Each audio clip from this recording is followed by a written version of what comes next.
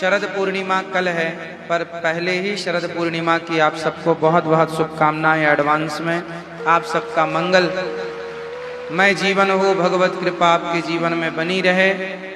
कल शरद पूर्णिमा है। शरद पूर्णिमा वही पूर्णिमा है जिस पूर्णिमा की रात्रि को भगवान ने बांसुरी बजाकर गोपियों को बुलाया था। जीवात्मा और परमात्मा के मिलन की रात ही पूर्णमासी की रात मानी गई है। कल के दिन ही बिहारी जी साल में एक बार अपने हाथों पर बांसुरी धारण करते हैं। बिहारी जी के हाथों में बांसुरी नहीं है, आपने नहीं देखा होगा। साल में एक बार, केवल पूर्णिमा के दिन, शरद पूर्णिमा। क्यों?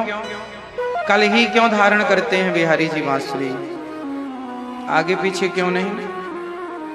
कारण यह है कि भगवान ने एक ही बार बांसुरी बजाई थी संसार के लोगों के लिए।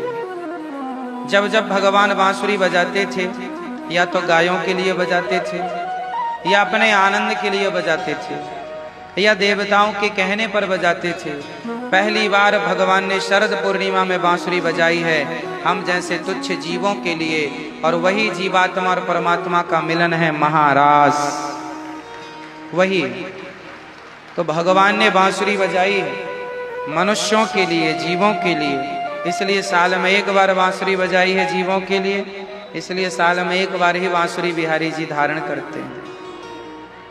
और वह दिन होता है कल का, अर्थात शरद पूर्णिमा। आप लोग बड़ भागी हैं कि शरद पूर्णिमा जैसे पावन पर्व में ऐसी महान ठाकुर जी के दर्शन करने लोग बड़ी दूर दूर से आते हैं, और बिहारी जी के ऐसे पावन दर्शन करने के लिए, वृंदावन का दर्शन करने के लिए आप लोग आए हैं। और इस पावन से पर्व में आप भागवत सुन रहे हैं। ये आपके भाग्य की सराहना देवता भी कर रहे होंगे कि इस पावन उपलक्ष्य में आप भागवत की कथा श्रवण कर रहे हैं, है ना। हमारी मैया श्रीमती सीमा भदौरिया जी, मैया सुधी भदौरिया जी, दीपांकर पांडे जी, नेहा भदौरिया जी, राघवेंद्र सिंह जी, श्री विजय सिंह भदौरिया जी की पुण्य स्मृति में ये कथा का आयोजन मैया वसंत विहार नौबस्ता कानपुर से आप आकर के यहाँ कथा का रसपान कर रही हैं। और आपका परिवार यहाँ कुछ लोग आए हैं, कुछ घर पर ही कथा सुन रहे हैं।